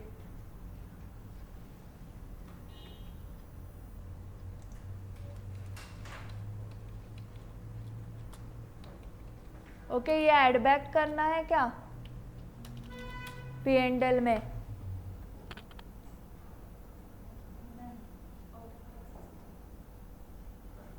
डेबिट किया था आपने ऐड बैक करने के लिए?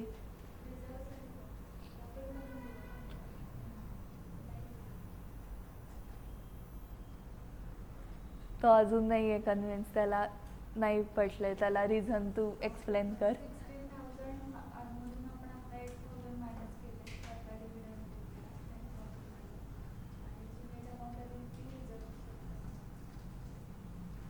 एड बैक कब करते हैं हम? जब डेबिट हुआ रहता है. आपने जो स्टार्टिंग पॉइंट लिया था वो 23,000 लिया था, सो आपने लेस किया ही नहीं था. लेस हुआ रहता तो ऐड बैक करना पड़ता, क्योंकि वो फाइनेंसिंग एक्टिविटी है. जैसे इंटरेस्ट एक्सपेंस आपने डेबिट किया था, फाइनेंसिंग एक्टिविटी है इसलिए ऐड बैक किया, बट हमारा स्टार्टिंग पॉइंट ही बिफोर टैक्स था, तो डिविडेंड का तो सवाल ही नहीं आता, क्योंकि पहले टैक्स पे करना पड़ता है, फिर जो नेट प्रॉफिट आफ्टर टैक्स बचता है उससे डिविडेंड माइनस होता है. सो डिविडेंड माइनस किया ही नहीं था ना हमने ऐड बैक करने के लिए. ओके, ऐड बैक कब करना पड़ेगा पता है आपको? स्टार्टिंग पॉइंट क्या होना चाहिए आपका? Closing minus opening 8,000. ये अगर स्टार्टिंग पॉइंट होता है 8,000 तो उसमें आप डिविडेंड ऐड बैक करते 8,000, फिर आपका नेट प्रॉफिट आफ्टर टैक्स आया 16,000, फिर ऐड बैक किया इनकम टैक्स 7,000, फिर नेट प्रॉफिट आया बिफोर टैक्स 23,000. ओके, लिखूँ ये मैं एक्सेल में या समझा है आपको? क्लोजिंग माइनस ओपनिंग 8,000 आ रहा है, 1,40,000 minus 1,32,000. Okay, this is balance in P&L. Okay, आपने डिविडेंड पे किया है वो ऐड बैक करोगे तो 16,000 क्या आया? प्रॉफिट आफ्टर टैक्स ना, एंड उसमें क्या ऐड करोगे? Tax 7,000. So profit before tax will be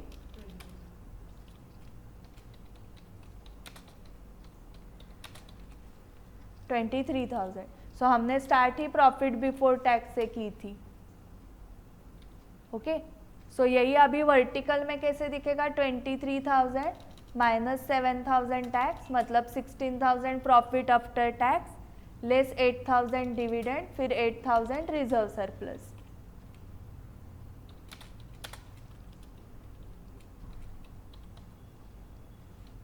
सो इसका ही आप रिवर्स वे में जा रहे हो ना.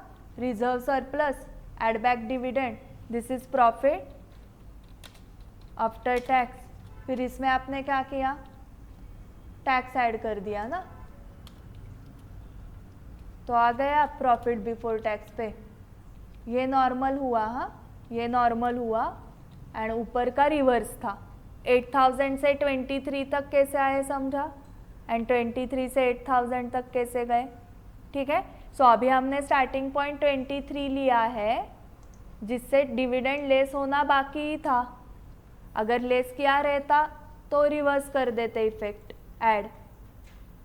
अभी इफेक्ट ही नहीं गया है तो रिवर्स करना ही नहीं आता ना, सवाल ही नहीं रिवर्स करने का. सो ये डिविडेंड पेड सिर्फ आप क्या कर रहे हो? फाइनेंसिंग से लेस कर रहे हो 8,000. आपको करना है क्या ऐड बैक? नहीं. उसके बाद बॉन्ड्स, बॉन्ड्स अकाउंट में जाओ. इशू ऑफ बॉन्ड्स है ना वो, मतलब फाइनेंसिंग एक्टिविटी. सो सिर्फ रीपेमेंट ऑफ बॉन्ड्स हुआ है, सो फाइनेंसिंग में outflow, repayment of bonds 50,000.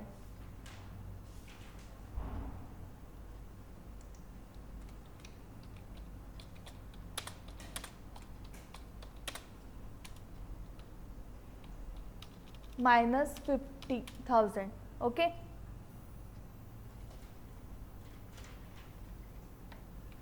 Bonds के बाद ट्रेड पेएबल्स, आउटस्टैंडिंग लायबिलिटीज, ये दोनों किसका पार्ट है? हाँ, वर्किंग कैपिटल, करंट लायबिलिटीज का. इनकम टैक्स पेएबल देखो 5,000 पेएबल था. करंट ईयर का income tax 7,000. So 5,000 plus 7,000 12,000. But अभी भी पेएबल है 3,000. मतलब पेड कितना क्या है? हाँ, 9,000 पेड है. तो सॉरी, वहाँ का चेंज करना पड़ेगा आपको. इनकम टैक्स पेड 9,000 कर दो फिगर यहाँ पर.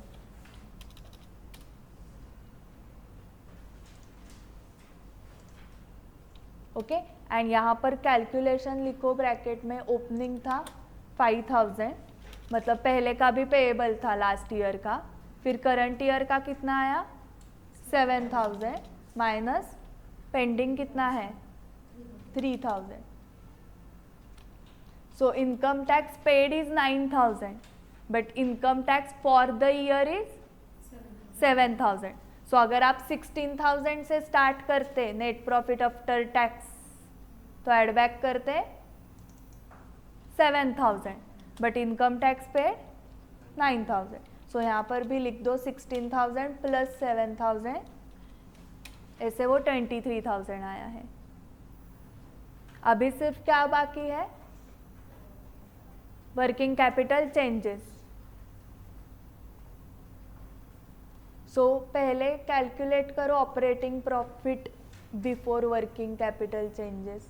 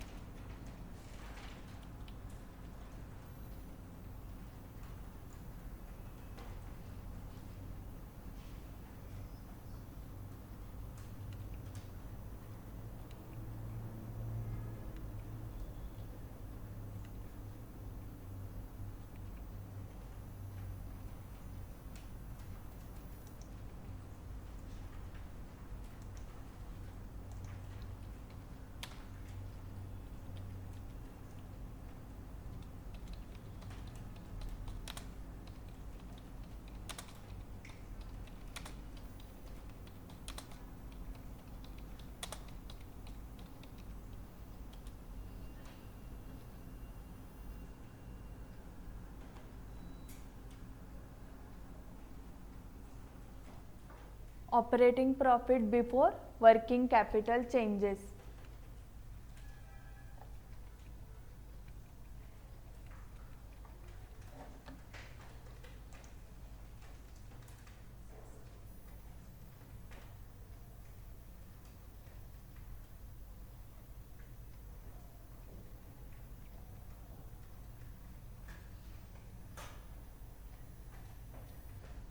ठीक है. सो वर्किंग कैपिटल चेंजेस अभी करते हैं. Current assets is represented by हाँ debtors, and current liabilities represented by creditors. So देखो इन्वेंट्री है पहला 1,10,000 का 1,44,000 हुआ है, मतलब 34,000 का इंक्रीज है. डेटर्स इंक्रीज हुए बिकॉज ऑफ क्रेडिट से, बट पैसे नहीं आए, तो क्या करना है? लेस. सो लिखो increase in inventory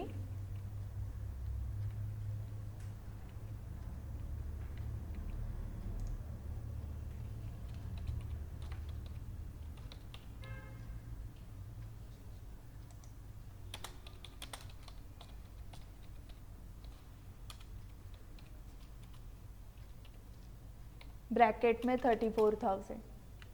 next trade receivables कम हो गए ना, 55,000 के 47, 8,000 से कम हुए, मतलब पैसे मिल गए हैं. इनफ्लो आया मतलब ऐड. सो लिखो डिक्रीज इन ट्रेड रिसीवेबल्स।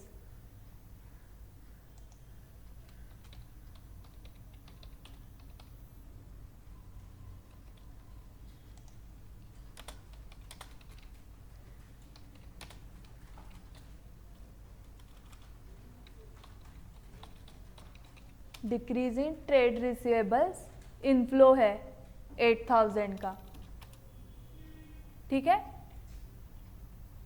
आप क्या करो, रिप्रेजेंट करो उसको बाय डेटर्स क्रेडिटर्स, तो ही फास्ट होता है, नहीं तो हर एक का सोचना पड़ेगा। इन्वेंट्री का एक्चुअल लॉजिक क्या है बताती हूँ आपको। इन्वेंट्री बढ़ गई है मतलब परचेस हुआ है, हाँ 34,000 का आउटफ्लो हुआ है, इसलिए माइनस है वो, ठीक है। बट हमने सबको ही डेटर्स ट्रीट किया था, सो क्रेडिट सेल हुआ है बट पैसे नहीं आए हैं, इसलिए माइनस किया था।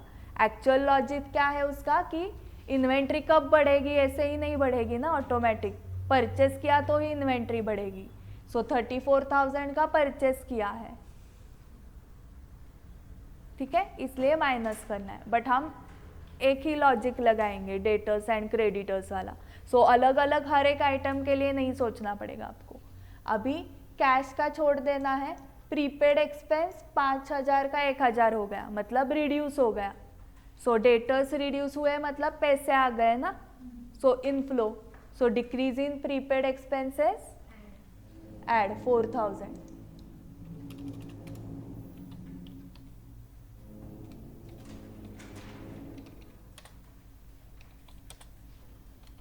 एक्चुअल लॉजिक क्या है कि डिक्रीज इन प्रीपेड एक्सपेंसेस कब होंगे, जब आप उसको एक्सपेंस अकाउंट को ट्रांसफर करोगे। Expense account debit to prepaid expense, मतलब expense account debit P&L debit हो गया है बट आउटफ्लो नहीं हुआ। सो आउटफ्लो नहीं हुआ तो जो P&L को डेबिट किया है वो ऐड बैक कर दो, ओके। सो ऐड बैक कर दिया, इसलिए बताऊं या नहीं बताऊं actual logic. Okay, share capital हो गया, रिजर्व सरप्लस हो गया, बॉन्ड्स हो गए। Trade payables,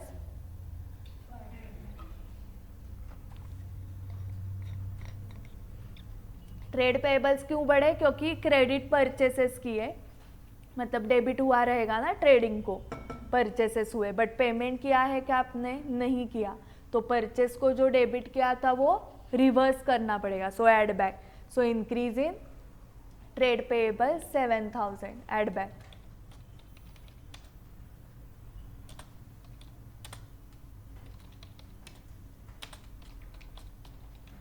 increase in trade payables, add back 7,000। Outstanding liabilities भी बढ़ गई है 3,000 से, तो वो भी ऐड बैक।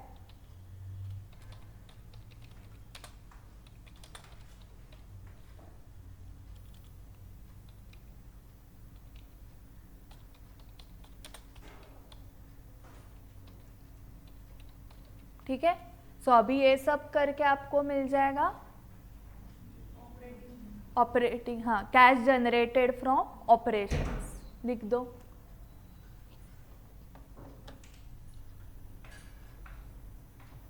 सो 68,000 में एडलेस कर लो।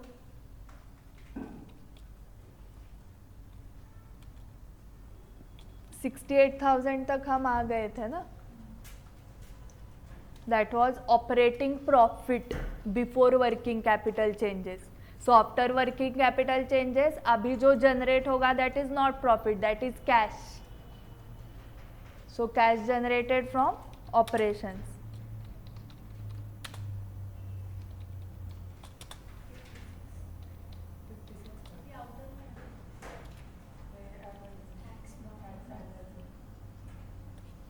एंड फिर टैक्स लेस करके net cash generated from operating activities 47,000।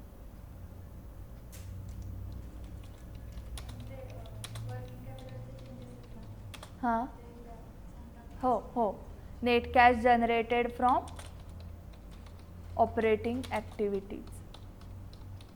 सो सारे करंट एसेट्स को हम डेटर्स मानने वाले हैं, ओके। सो फर्स्ट हमारा एसेट था इन्वेंट्री, तो इन्वेंट्री बढ़ गई है 34,000 से, मतलब ही डेटर्स बढ़ गए हैं। डेटर्स क्यों बढ़ेंगे? Because of credit sale. Credit sale हुए हैं मतलब नेट प्रॉफिट में आया बट पैसे नहीं आए इसलिए माइनस किया। ट्रेड रिसीवेबल्स का क्या हुआ है? डिक्रीज हुए हैं बाय 8,000। डेटर्स कब डिक्रीज होंगे? जब पैसे आएंगे, cash to debtors. So inflow हुआ इसलिए डिक्रीज इन डेटर्स, इनफ्लो दिखाया। फिर प्रीपेड एक्सपेंस भी कम हो गए, मतलब ही डेटर्स कम हुए, ऐसे समझो 4,000 से। सो कम हुए डेटर्स मतलब ही इनफ्लो हुआ। सो 4,000 का इनफ्लो मतलब ऐड करना है। अभी ट्रेड पेएबल्स भी बढ़ गए।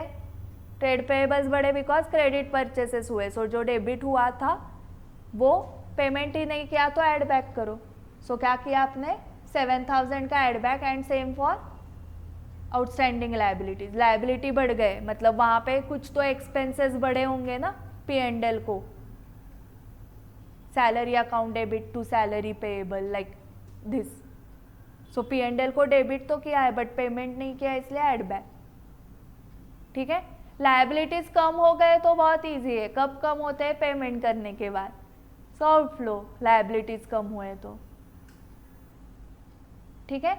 एंड इसको अगर उसके ओरिजिनल लॉजिक से आपको करना है तो बहुत सोचने में टाइम जाएगा। ओरिजिनल लॉजिक जैसे प्रीपेड एक्सपेंस का ओरिजिनल लॉजिक क्या है? 4,000 से क्यों कम हुआ? क्योंकि हमने उसको expense P&L to prepaid. So P&L को डेबिट किया है बट पेमेंट हुआ नहीं है, सो ऐड बैक करना है। ये सिंपल है। ओके, सो ये प्रीपेड एक्सपेंस का हुआ लॉजिक। ट्रेड रिसीवेबल का तो वही है। एंड इन्वेंट्री का क्यों हमने किया? हाँ, इन्वेंट्री बढ़ गई मतलब परचेस किया मतलब आउटफ्लो। ओके ओके, अभी मुझे जरा वोटिंग करो। हर आइटम को उसके लॉजिक से एडलेस में लेके जाना। किसको किसको अच्छा लग रहा है? हाथ ऊपर करो।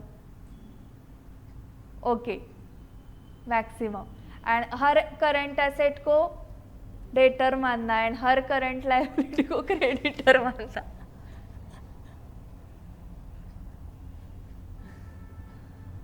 ओके, हाँ। सो एक काम करोगे नेक्स्ट क्वेश्चन से, अपने अपने लॉजिक मन में लगाओ अपने अपने मेथड से एंड मुझे डायरेक्टली ऐड या लेस बता दो। ठीक है। सो ये जो 3 लोग हैं ना उनके साथ मैं हूँ, क्योंकि मैं ऐसे ही करती हूँ, वो फास्ट होता है। ओके, प्रीपेड एक्सपेंस आया, इन्वेंट्री आया तो भी मैं उसको डेटर ही समझती हूँ कि डेटर बढ़ गए हैं। फिर क्रेडिट सेल हुआ है, पैसे नहीं आए इसलिए लेस करो, वो फास्ट हो रहा है मुझे। और फिर आपको हाफ हाफ हो गए ना अभी, तो मुझे दोनों इससे समझाना पड़ेगा।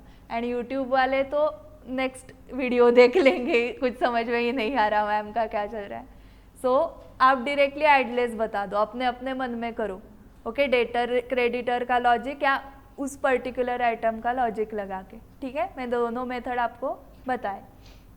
सो आपका ये आ गया पॉजिटिव, इसलिए हमने नेट कैश जनरेटेड लिखा।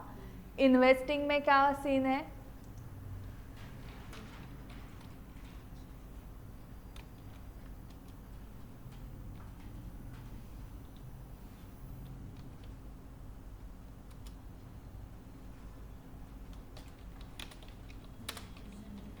Net cash used in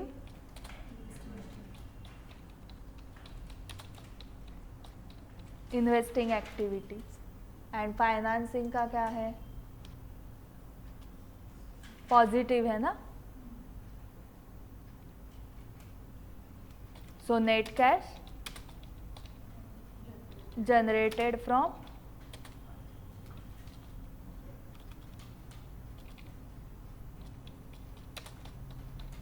financing activities. And net increase decrease बाद में लिखो, पहले इंक्रीज आ रहा है क्या डिक्रीज हो तो चेक करना पड़ेगा ना। सो 69,000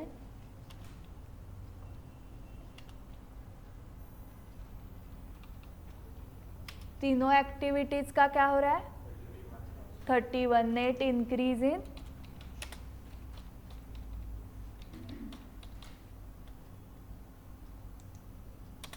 net increase in cash and cash equivalent, and उसके नीचे हाँ cash and cash equivalent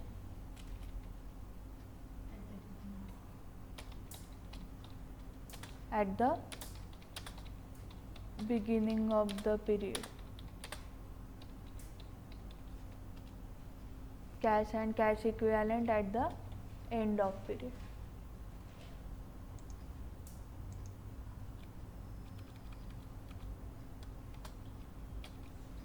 beginning का कितना है 15,000, उसमें 31,000 ऐड करने के बाद 46,000।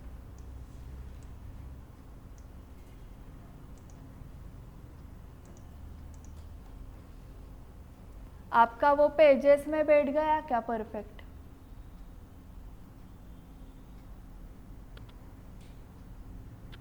ओके, सो इसको VIMP मार्क करके रखो, क्योंकि इसमें क्या दिया था आपको, स्टेटमेंट ऑफ P&L दिया था प्लस बैलेंस शीट के आइटम्स थे प्लस नीचे एडजस्टमेंट्स थे।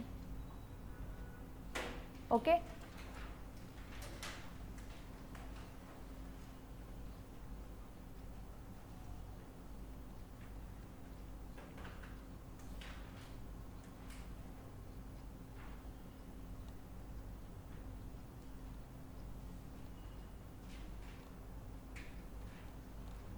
11 आपका होमवर्क है, हम सिर्फ ओरली डिस्कस कर रहे हैं यहाँ पर। Prepare cash flow for the Gamma limited for the year ending 31 March from the following information. Sales for the year amounted to ₹135 crores, out of which 60% was cash sales.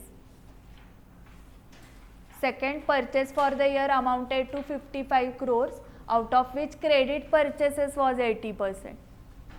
Then third, administrative and selling expenses amounted to ₹18 crore and salary paid amounted to 22 crore. इन 3 point से आपको कौन सी method लग रही है? Direct method.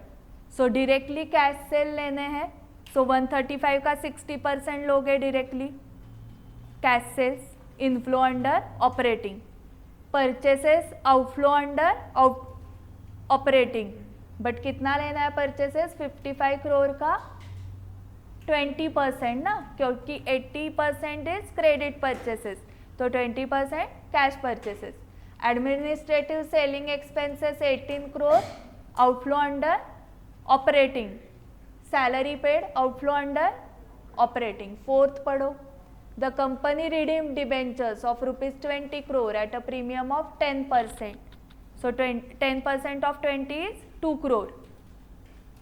Correct. So total debenture holders को कितने दिए? 22 crore। कौन सी एक्टिविटी आई? फाइनेंसिंग। आउटफ्लो आया।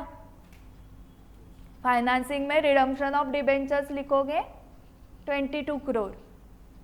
डिबेंचर होल्डर्स वेर इशूड, नहीं गलत हुआ, इशू किए शेयर्स उनको। Debenture holders were issued equity shares of ₹15 crores towards redemption and the balance was paid in cash.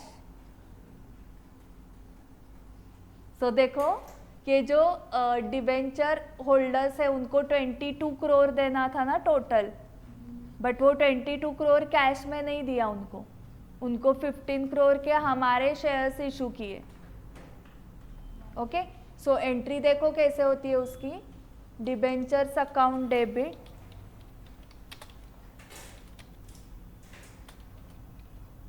ये एंट्रीज जो मैं कर रही हूँ ना वो अभी CA फाउंडेशन के सिलेबस में है।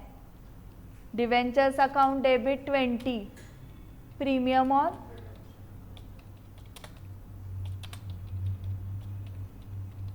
Redemption of debentures account debit 2 to debenture holders account.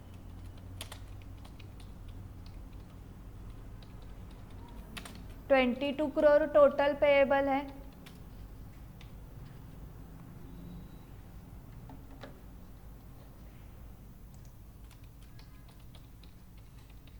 So second entry debenture holders account debit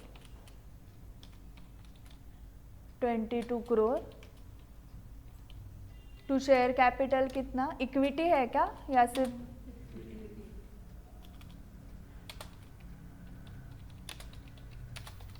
to equity share capital account कितना है 15, तो बाकी बैलेंस है cash 7 crore. So to bank, so outflow में कितना दिखाना है आपको, फाइनेंसिंग एक्टिविटी के under outflow redemption of debentures 7 crore, okay. And debenture interest paid during the year was 1.5 crore.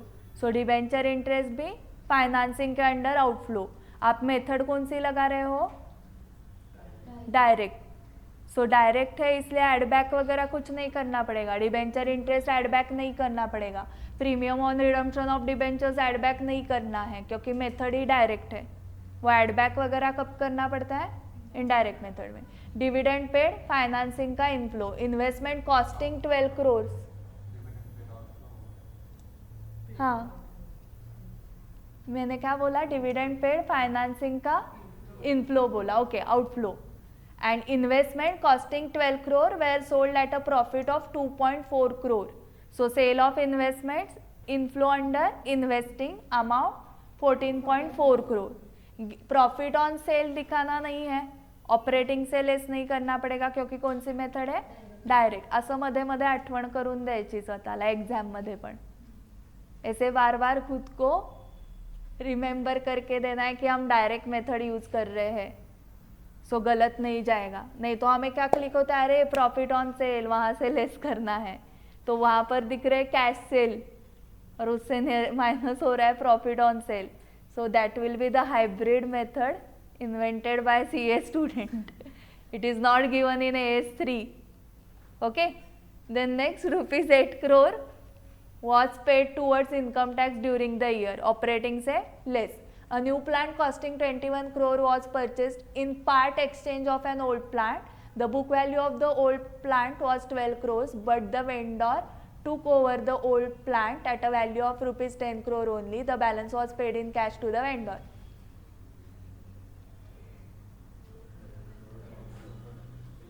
Correct 11 crore. 21 crore का प्लांट परचेस किया, ओल्ड प्लांट की बुक वैल्यू 12 करोड़ है, बट वेंडर बोल रहा है मेरे लिए इसकी वैल्यू 10 करोड़ है, ओके। सो मैं वो लेता हूँ 10 करोड़ का, बाकी 11 crore cash. So purchase of plant कहाँ पर आएगा, 11 crore outflow under investing. Following balances आले अपले है, वर्किंग कैपिटल चेंजेस। अभी डायरेक्टली एडलेस बताओ, या करना है या नहीं करना है, डायरेक्ट मेथड है, करेक्ट। तो एक काम करो, क्रेडिट सेल्स कितने थे 135 का 40% ना,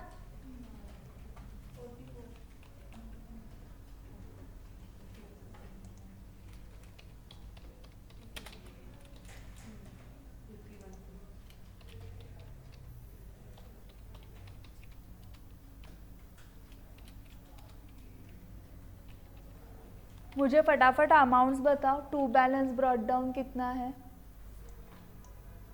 डेटर्स का, टू सेल्स क्रेडिट सेल्स अभी फाइंड आउट किया ना आपने, क्रेडिट सेल्स कितना है 54 है, by balance carried down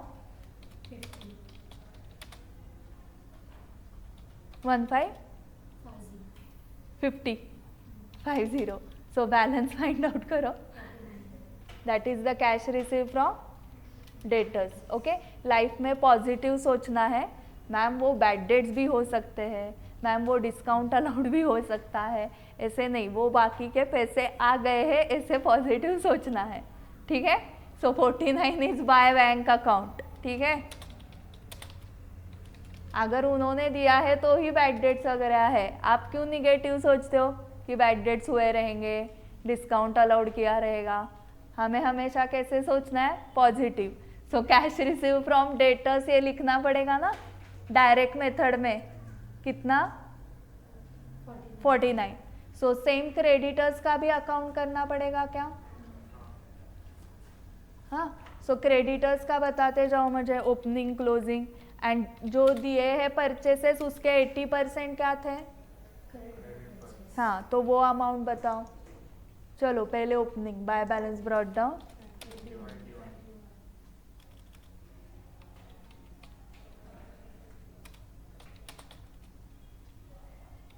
by balance brought down 21, by purchases, credit purchases बताओ सिर्फ 44, to balance carried down 20, to bank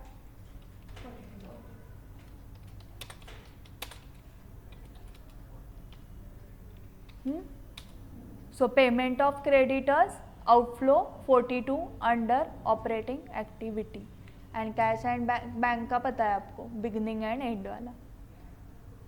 ठीक है, सो देख रहे हो क्या हर क्वेश्चन में कैसे इंफॉर्मेशन वो अलग अलग टाइप से दे रहे हैं आपको।